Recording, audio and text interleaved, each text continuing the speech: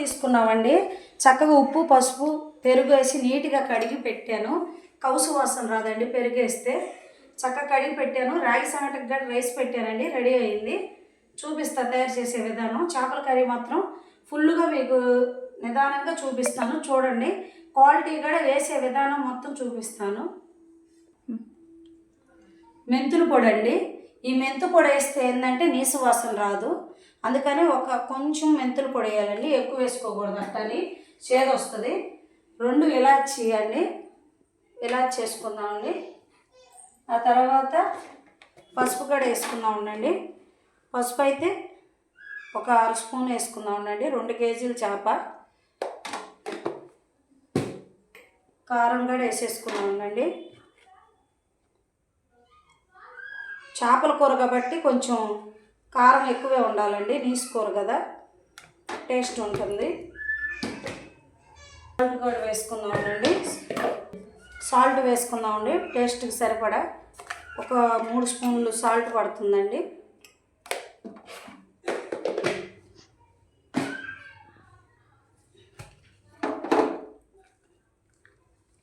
ముందుగా రెడీ చేసి పెట్టుకున్న అల్లం పేస్ట్ అండి, అల్లం పేస్ట్ కూడా వేసేసుకుందామండి.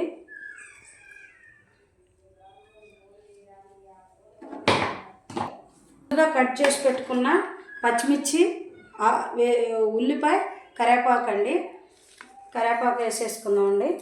పచ్చిమిర్చి కూడా ఇలా వేసుకోవాలండి. పులుసులో ఉడికిన పచ్చిమిర్చి తింటుంటే చాలా టేస్ట్గా ఉంటుందండి. ఇలానే ఇష్టం నాకైతే. ఉల్లిపాయలు కూడా కట్ చేసి పెట్టుకున్నాం కదా, ముందుగా ఇవి వేసేసుకుంటున్నాం. చక్కగా వేసేసుకున్నాం కదండి. ఇది మొత్తం ఆయిల్ కూడా వేసుకుందామండి. ఆయిల్ ఒక 4 పావులు వేసుకుందాం ఉండండి. 4 పావులు ఆయిల్ వేసానండి. చక్కగా ఇదిగోండి ఇలా కలుపుతున్నా, చూడండి. మా గుంటూరు స్టైల్ అండి ఇది. పచ్చేపల కూర అంటే ఇలానే వండాలండి, చాలా బాగుంటుంది. అన్నీ కలుపుకోవాలండి. అసలు చూడండి ఎంత కలర్ఫుల్గా ఉందో. ఆయిలు, ఉప్పు, పసుపు, కారం అన్నీ ఇలా పట్టించాలండి ముక్కకి. ఎప్పుడైనా పచ్చేపల కూర ఇలానే వండుతామండి. మా గుంటూరు వాళ్ళు అయితే ఇలానే వండుతారు చక్కగా. అంటే ఏరియాకు ఒకలాగా వండుతారు, మా గుంటూరు వాళ్ళు అయితే ఇలా వండుతారండి. చూడండి ఎంత కలర్ఫుల్గా ఉందో కర్రీ చూస్తానికి. చక్కగా ఇలా కలిపాము కదండి.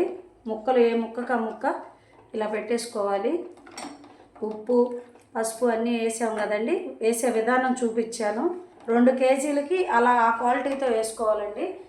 చింతపండు కదండి 200 గ్రాములు పైనే నానబెట్టానండి. మా ఇంట్లో వాళ్ళు పులుపు ఎక్కువ తింటారు, అందుకని పులుపు ఎక్కువ వేస్తానండి. చూడండి పచ్చేపల కూర రెడీ చేస్తున్నాను. ఆ రాగి సంగటి అసలు ఇక ఇప్పుడు మా వాళ్ళు వాతావరణం చల్లగా ఉంది, పచ్చేపల కూర కావాలని మా ఇంట్లో పిల్లలు అడిగారండి. మా అమ్మాయి అయితే ముఖ్యంగా అడిగిద్ది, అందుకని మా అమ్మాయి కోసం అండి చేపలు ఇప్పుడు బయట బజారుకి పంపించి వర్షం పడేటప్పుడే మా చెల్లెళ్ళి తీసుకొచ్చిందండి.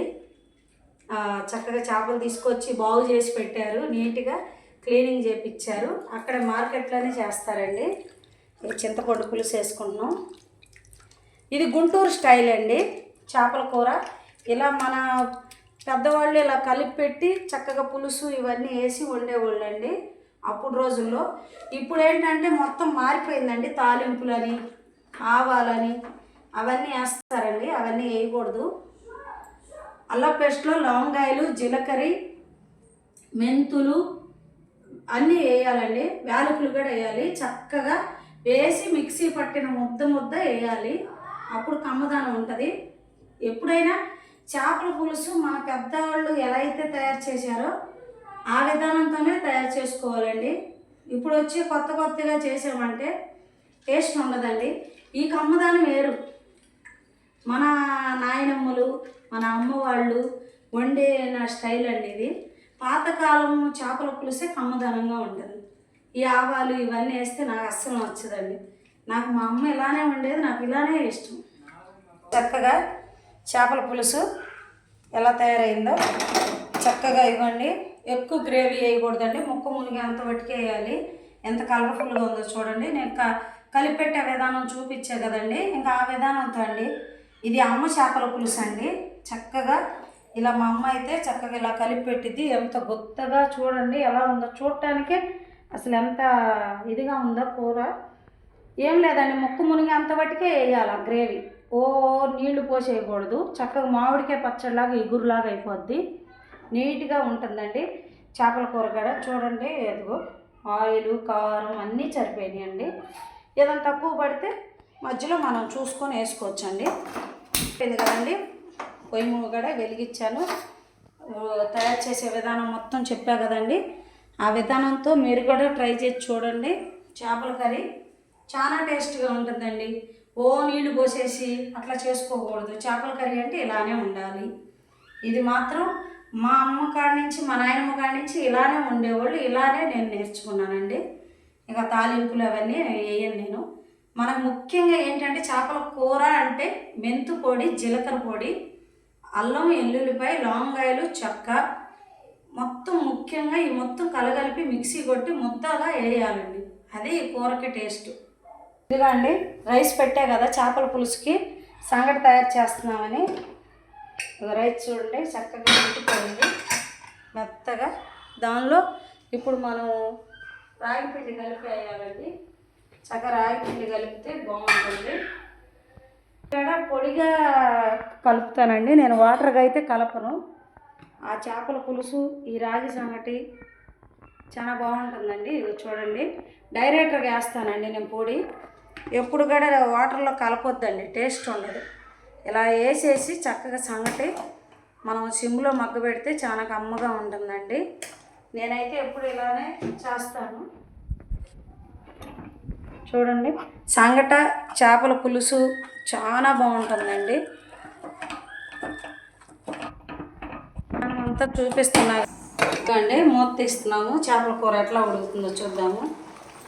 చూడండి మంచి స్మెల్ వస్తుందండి. అసలు చూడండి చేపల పులుసు కొత్త ఉడికిపోతుంది. అసలు ఎట్లా ఉడుకుతుందో చూడండి. మంచి ఫ్లేవర్ వస్తుందండి. ఇదిగోండి ఒక స్పూను నిండా వేసుకున్నామండి. ధనియాల పౌడరు కొద్దిగా వేసుకున్నామండి. అసలు అసలు ఆ ఫ్లేవర్ చూడండి అండి ఎలా వస్తుందో. చక్కగా ఉడికిపోతుంది. అసలు ఆ స్మెల్కే ఇదిగండి చేపల పులుసు అయితే ఇలా చేసుకోవాలి. గెంటి కూడా పెట్టుకోకూడదండి, ఇలా తిప్పాలి గిన్నె. గెంటిగా పెడితే ఏమవుతుందండి, ముక్క అయిపోతుంది. చేప ఏమవుతుందంటే పగిలిపోయింది. మనం గెంటి పెట్టగానే అది చిట్లిపోతుంది ముక్క. కొత్తిమీర కట్ చేసి పెట్టుకున్నాం కదండి, కొత్తిమీర కూడా వేసేసుకున్నామండి. ఈ ఫ్లేవర్ అంతా కూరకి మంచిగా రసం దిగుతుందండి. చూడండి ఎంత కలర్ఫుల్గా ఉందో కర్రీ.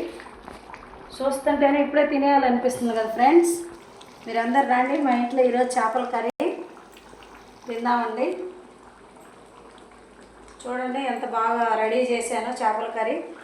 చూస్తుంటే ఎలా ఉందండి, చక్కగా విగురులాగా దగ్గరికి గ్రేవీగా నీట్గా ఇలా తయారు చేసుకోవాలండి చేపల కర్రీ. మూత పెట్టేశాను. ఒక 5 నిమిషాలు అయితే కర్రీ కంప్లీట్గా రెడీ అయిపోద్ది. కొంచెం మంట స్లోలో పెట్టుకుందామండి, సిమ్లో. ఎందుకంటే ఇక ఆయిల్లో తగ్గించేద్దామండి, కుకింగ్ అవుతుంది బాగా ముక్క. చికెను ఉడక్క చెడిద్దంట. చేపల కూర ఎక్కువ ఉడికి చెడిద్దంట. అందుకని చేపల కూర తక్కువగా ఉడికించాలి, చికెన్ ఎక్కువగా ఉడికించాలి. సంగటి చూడండి, సంగటి అయితే మగ్గిపోయింది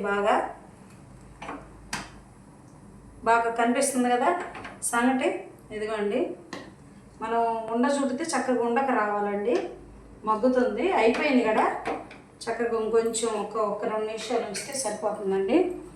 కంప్లీట్గా అయిపోయింది రాగి సంగటి కూడా. చేపల కర్రీ కూడా చూపిస్తాను.